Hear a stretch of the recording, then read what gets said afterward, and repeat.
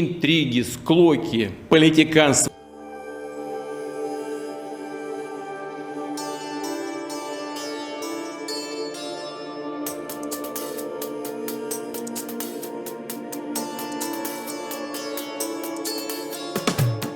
Все, кто сознательно встал на путь предательства, кто готовил вооруженный мятеж, встал на путь шантажа и террористических методов, понесут неименуемое наказание.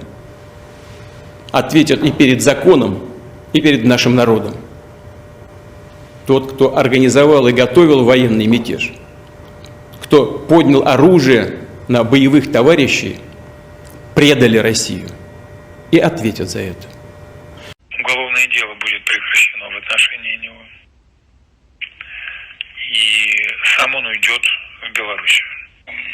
Значит, ситуация. Утреннее заявление президента вы слышали.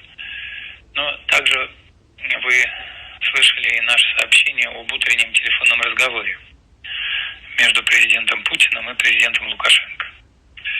Дело в том, что Александр Григорьевич давно лично знаком с Пригожиным, около 20 лет. Это удар по России, по нашему народу. Мы идем дальше, идем до конца. Вы не можете понимать ничего, кроме предательства.